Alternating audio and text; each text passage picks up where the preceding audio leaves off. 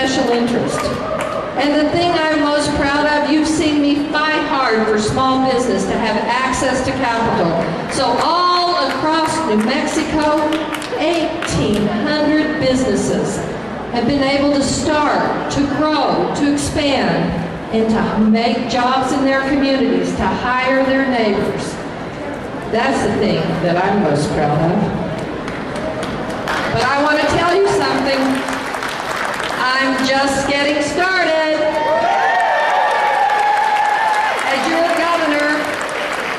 As your governor, our number one priority is going to be turning this tough economy around.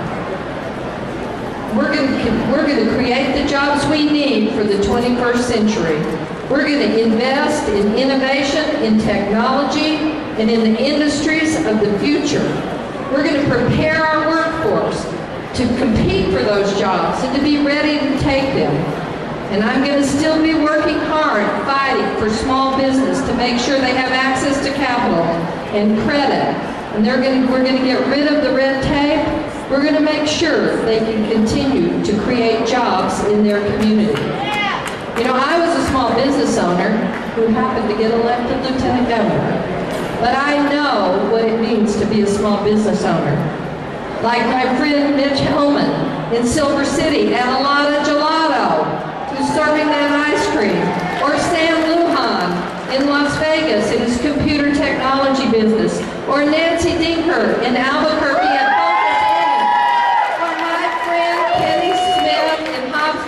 who makes the best hamburger in southeastern New Mexico at Casey's restaurant.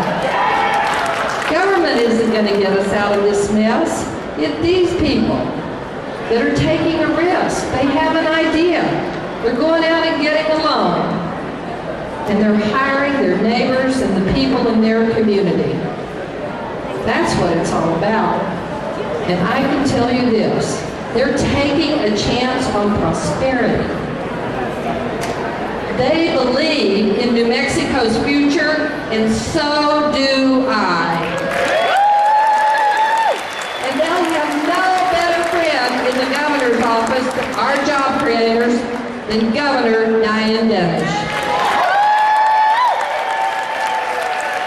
The next thing we need to do is make that commitment to New Mexico's families. You know, regular families in New Mexico are up against a lot. Special interest, payday lenders, people taking advantage of them, trying to pay their mortgages. They need a governor who's going to fight hard for them. And I'm going to be that governor. Let me tell you just one little story about this past legislative session. When insurance companies tried to slip in a little amendment that said we want to put a little more money in our pocket, we don't want to put so much money into patient services. I cast the tie-breaking vote on that amendment that said no, not on my watch. You won't take advantage of New Mexico families. So my commitment to you as governor and my commitment to New Mexico families is this. We're going to strengthen and transform education so that our children have the chance they deserve to succeed in life. We're going to fight hard for affordable health insurance for every New Mexican, so our families don't have to decide, our families won't have to decide anymore between putting food on the table and taking their children to the doctor.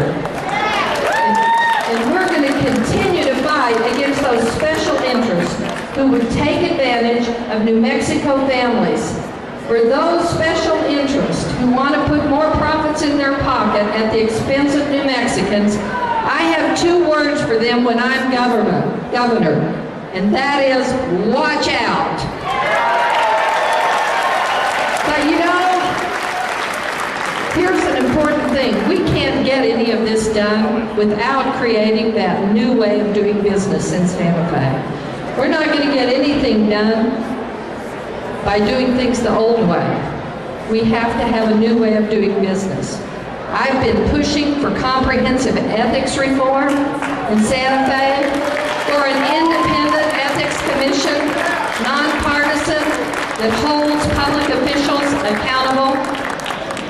I've been pushing for cleaning up the State Investment Council to make sure our investments are safe and sound.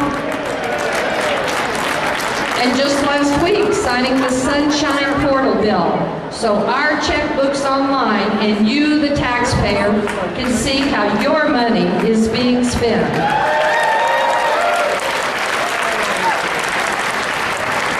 And I haven't been afraid to push back a little bit on the establishment to reform New Mexico's regional housing authority when we knew something was going wrong. We needed to do it. But we need to do more, everybody. Expectations are high. Now is the time to rein in the number of political appointees and make sure you get a job because you're qualified, not because you're connected.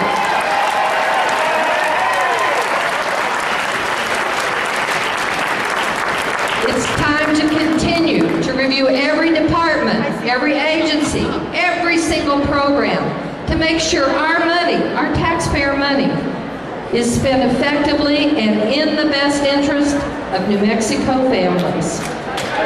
And when I am governor, I will have a zero tolerance policy for corruption of any kind, any place. We're better than that, and New Mexico deserves better than that. But to get this done, everybody, there's just one little detail. We have to win this race in November. And I'm going to need you by my side. Because here's what's happening. Every single morning, and I'll bet this morning for sure, we have 5 Republican opponents who get up every day and they just have one thing that they're thinking about. They're thinking about attacking me. They're thinking about attacking you. They're thinking about attacking all of us and our values. These Republicans, all they have is these attacks, the party of no new ideas at all. I haven't heard one single vision for the future from any of those Republicans. All I've heard is an obsession, an absolute obsession with the past. Well, here's what New Mexico needs. We need a new way forward, not a U-turn backwards.